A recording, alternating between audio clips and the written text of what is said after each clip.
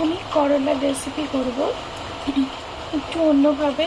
তো প্রথমে করলাগুলো লবণ দিয়ে ভালো করে ধুয়ে নিচ্ছি। এবার আমি ভালো করে ধুয়ে নিয়েছি। এখন এগুলো হচ্ছে আমি কাটবো। তো এটাকে আমি ছুলবো না, এটা পিঠ শুদ্ধই কাটবো। আর যদি মনে হয় আপনাদের এটা কেটে নিতে, তো কেটে নিলেও পারে। কেটে নিয়েছি। করলাগুলো খুব একটা পাতলাও না, আবার খুব একটা মোটাও না, একদম চিপসের মতো করে কাটা আছে।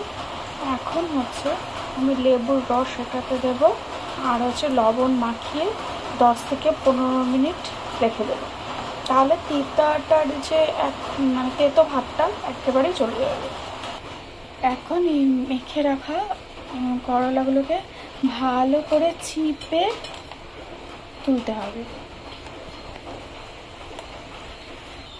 এখন আমি এর মধ্যে করলাটার মধ্যে হলুদ, বেসন, লঙ্কার গুঁড়ো, জিরের গুঁড়ো, ধনের গুঁড়ো, মৌরি বাটা আর হচ্ছে গরম মশলা সব দিয়ে মেখে নেব। আচ্ছা, আমি এবার কড়াইতে দিয়েছি সর্ষের তেল, জিরা, জোয়ান, কালো জিরা, মেথি, ধনিয়া, মৌরি আর হিং ফোড়ন। এবার কিছুক্ষণ ফোড়নটাকে রেখে আবার করলাগুলো দিয়ে দেব।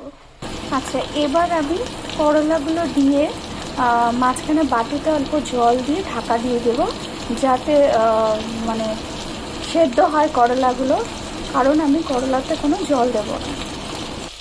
করলাগুলো সম্পূর্ণ সেদ্ধ হয়ে গেছে। এরপরে আমি আমচুর পাউডার, কাসুরি মেথি আর কাঁচা লঙ্কা দিয়ে দিলাম।